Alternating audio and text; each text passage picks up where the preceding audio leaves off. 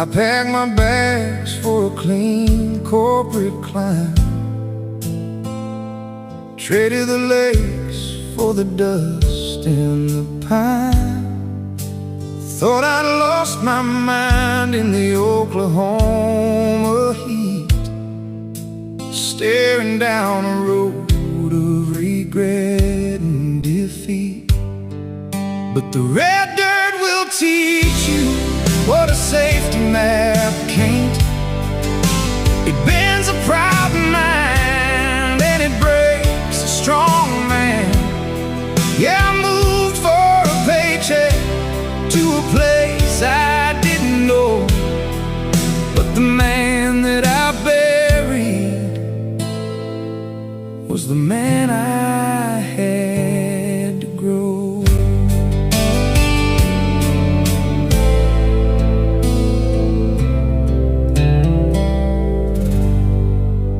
I left Edina, Minnesota expecting a new job.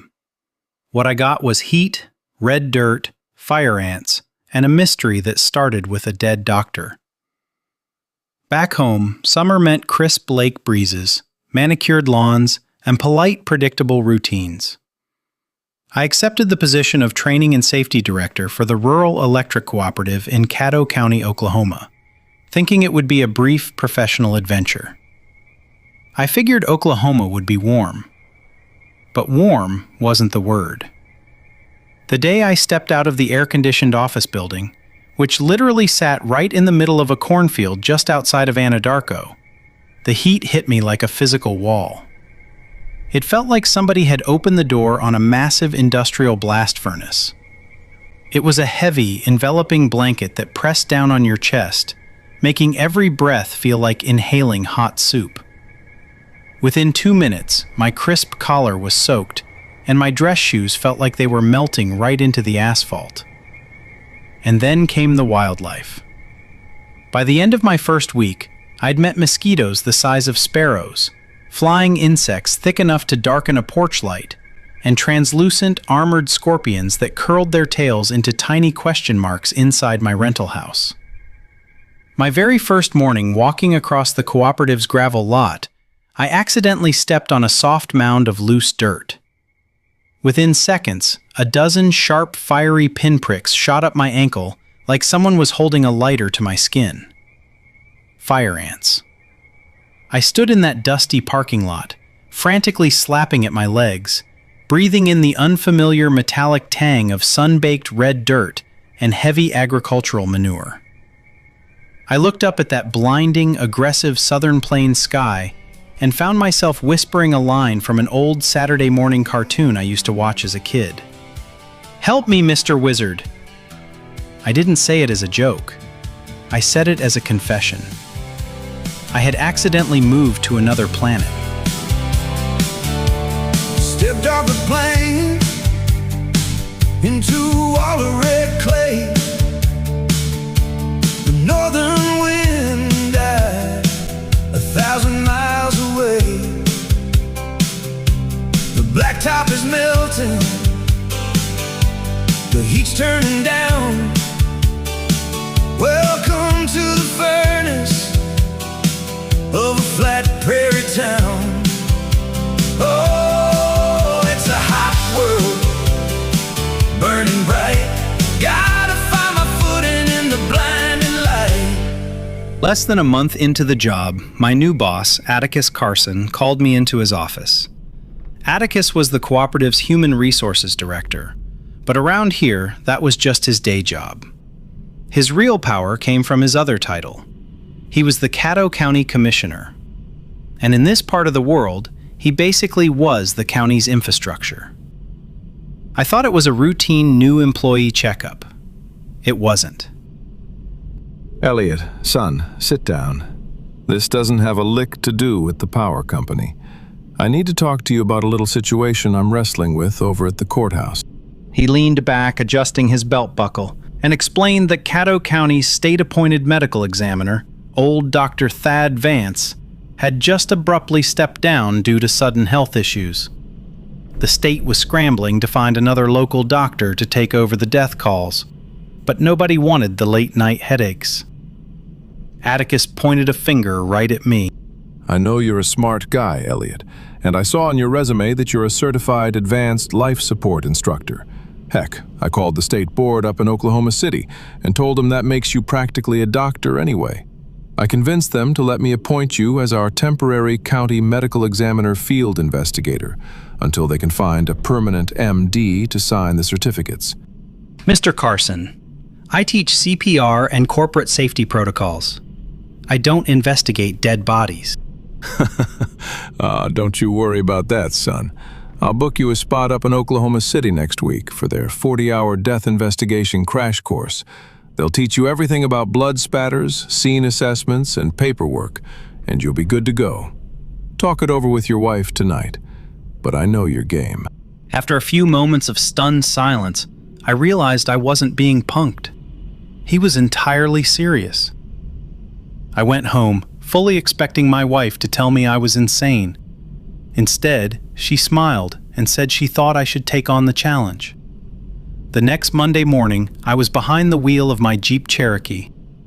I drove east out of Anadarko on Highway 62, passing through Chickasha, before merging onto the concrete slab of Interstate 44 to head north toward Oklahoma City. I spent 40 hours in a state classroom looking at horrific crime scene photographs and learning how a body decays. When I finally made the return trip back down the turnpike to Caddo County, carrying my official state field investigator credentials in my briefcase, I felt a familiar pit forming in my stomach. Help me, Mr. Wizard.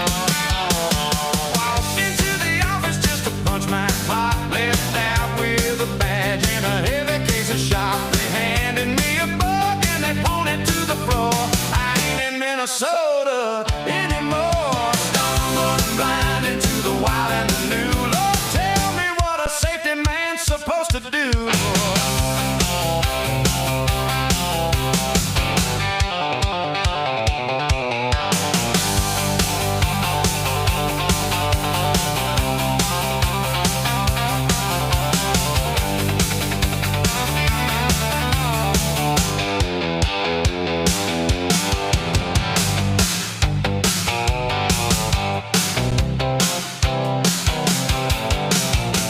My first official act as the Unlikely County investigator was to introduce myself to the man who actually ran the law enforcement side of the county, Sheriff Joe Sparks.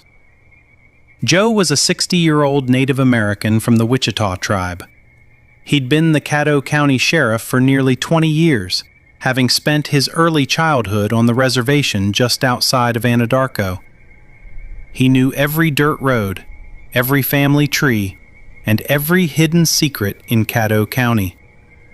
I, on the other hand, was a 35-year-old suburban transplant from Edina, Minnesota, with absolutely zero experience with Southern culture, courthouse politics, or tribal traditions. On paper, we should have been a complete disaster. Instead, we made fast friends. Joe didn't mock my Minnesota accent, though he did smile every time I asked for a pop instead of a Coke.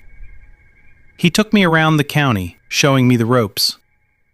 For the first month, the job was exactly what I hoped it would be. Quiet, straightforward, and entirely natural. I signed off on a few elderly natural deaths, filled out the state forms, and thought to myself that maybe this death investigation business wasn't so tough after all.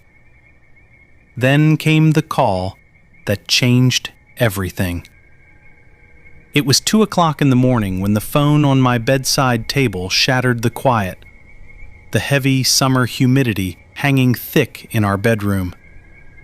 Joe's deep voice came through the static of the line, colder and sharper than I'd ever heard it before. Elliot, dress light and get your kit. We got a bad one out past the city limits. It's Dr. Thad Vance. He's dead in his living room chair. He leans on the fender with a paper coffee cup. He don't say a word till the dust settles up. 20 years of secrets and a silver star badge. He knows every shadow on the edge of the map. The sheriff is wise, the sheriff is deep. He knows the promises a county has to keep.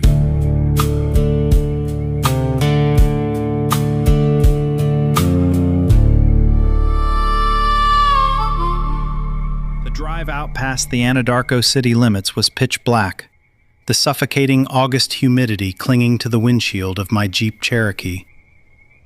When I pulled up to Dr. Thad's house, Sheriff Joe Sparks was already leaning against his dusty Ford Crown Victoria, the flashing red and blue roof lights cutting rhythmic slices across the front porch. Inside, the house was perfectly quiet. Dr. Thad was slumped peacefully back in his favorite leather armchair, a medical journal resting open on his lap. He looked like he had simply fallen asleep mid-sentence. But it was the woman standing beside the chair who commanded the room's gravity. Ruth Vance, Thad's widow, stood with her chin held high despite the tears tracking through her pressed powder. She was a pillar of the community, her entire life woven into the fabric of the town's strict social structure. He didn't suffer, Elliot. He was reading, and the Lord simply called him home. His heart was so tired from the cancer. Joe stepped gently into the room, placing a heavy, protective hand on her frail shoulder, his weathered Wichita face soft with sympathy. It was his heart, Ruth. Sudden myocardial infarction. Old Doc's ticker finally just gave out on him. Why don't you step into the kitchen with the neighbor ladies? Let me and Elliot handle the rest. Once the kitchen door swung shut, the quiet in the living room grew heavy. In 1980s Oklahoma, if a 70-year-old retired doctor with a known cancer diagnosis died quietly in his own armchair, the system didn't ask questions. You filled out the state paperwork, marked it natural causes, and let the family grieve. But my safety director training back in Edina had drilled one rule into my head. The scene tells the truth, even when the people can't. I stepped closer to the leather chair, pulling the flexible plastic flashlight from my belt. On the small oak side table sat a half-empty glass of water and a standard amber prescription bottle. I picked up the bottle. The label was fresh, printed just 3 days ago at the Anadarko pharmacy. Nitroglycerin. The standard sublingual tablets Dr. Thad took whenever his angina flared up. I popped the plastic cap and looked inside. The bottle was nearly full of the tiny white pills. I turned to Joe. Joe, did Thad keep his other medications in the kitchen? Yeah, usually. In the cabinet by the sink. Why? I walked into the kitchen, my flashlight beam sweeping across the neat countertops. Thad was a doctor. His medical cabinet was organized with clinical precision. I found his daily pill organizer, his cancer medications, and his blood pressure sheets. But tucked all the way in the back corner of the bottom shelf, hidden behind a box of Band-Aids, was a second, unlabeled amber vial. I opened it and dumped the contents into my palm. They weren't heart pills. They were white, round tablets stamped with a tiny generic code. As a corporate safety director, I had to keep up with occupational health and pharmaceutical interactions. My mind instantly connected the dots. It was papaverine, a potent, smooth muscle relaxant, a drug a doctor would know intimately. Taken alone, it kept your blood vessel spasms steady, but taken within minutes of a nitroglycerin tablet, the two drugs created a catastrophic, synergistic chemical reaction. Together, they would cause an instantaneous, massive plunge in blood pressure. The brain would go dark in seconds, and the heart would stop beating before the glass of water even hit the table. I walked back into the living room, holding the hidden vial. Quiet in the parlor, the book is left open, the glass on the table, the silver code spoken, the shadow is waiting just outside the frame, looking at the door where they call out your name. It's a peaceful sleep, it's a silent floor, when a good man stands at the final door. He didn't have a random heart attack, Joe. Look at his nightstand. The nitroglycerin bottle was sitting right there. But he didn't take it alone. He took it with these. Elliot. He was a doctor. He knew how to take his medicine. It was an accidental mix-up. He was tired. He was sick. No, Joe. An old country doctor doesn't accidentally mix up his own cardiac contraindications. Thad spent 30 years as the state medical examiner. He knew exactly what this combination would do to his body. He knew it would stop his heart instantly, and he knew it would look identical to a natural coronary. I looked from the peaceful expression on the dead doctor's face to the veteran sheriff standing in the shadows. The folksy warmth dropped out of Sheriff Joe's eyes, replaced by the hard, flat stare of a man who ruled his county. He stepped closer, crowding my space, the heavy weight of his badge catching the glare of the living room floor lamp. Son, Doc Vance served this county for 30 years. His family sits in the front pews at Grace Christian Fellowship every single Sunday. If you put suicide on that state paperwork, you aren't just filing a report. You're telling that entire congregation that Doc committed an unpardonable sin, condemned to eternal damnation, and you're condemning his widow to a lifetime of shame and agony in this town. We aren't doing that to her. It was a tragic heart attack. Do you understand me? I looked at the veteran sheriff, realizing the depth of the trap I was in. If I pushed Joe, a single phone call to my boss, Atticus, the county commissioner, could end my new corporate safety career before it even started. But my Minnesota training wouldn't let me look away from the truth. Joe didn't look away. The silence stretched between us, thick as the Oklahoma humidity, filled only by the distant hum of the cornfields outside.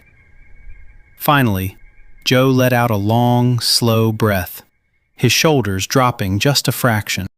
Doc helped me get sober 20 years ago, Elliot. I owed him everything. When the cancer got bad, he told me he was going to configure things so his family wouldn't have to carry the stain. He was the best investigator we ever had. He thought of everything. He didn't want a messy scene, and he didn't want an autopsy. He engineered a natural death so his family could sit in the front pews at Grace Christian Fellowship without the shame of a suicide. And you knew, didn't you? I pulled the state death investigation form out of my clipboard. I looked at the box marked Manner of Death. I checked the box for Natural Causes. I looked at Joe, capping my pen. I'll help the undertaker get him loaded up, Sheriff. You can go check in with the family.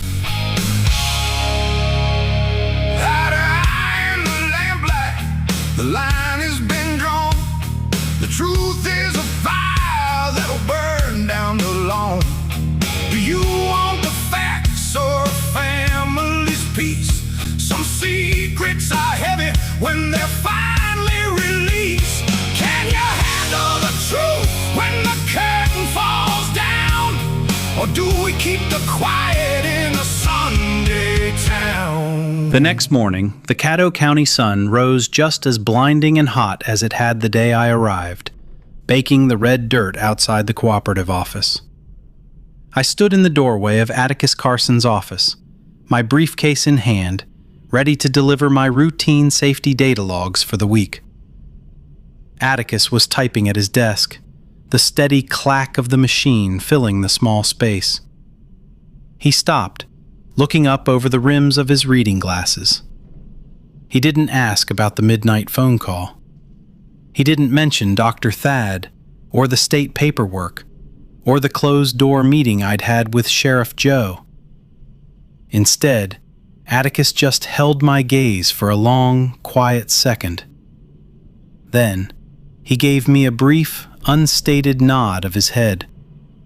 It was a single, silent gesture of complete understanding.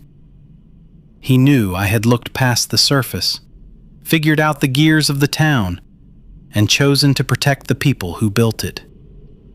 I nodded back, stepping out into the hallway. I still don't have a southern accent, and the fire ants still bit my ankles when I wasn't looking. But as I walked down the corridor of the cooperative building sitting out in that vast cornfield, I realized something important. I didn't need to call out to Mr. Wizard anymore. I was finally learning how to live on this planet. The turnpike is quiet under Oklahoma skies. The red dirt is settled in an outsider's eyes. I'm a long way from home, but I'm learning the gears.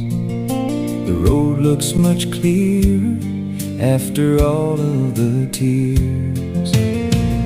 I see it all different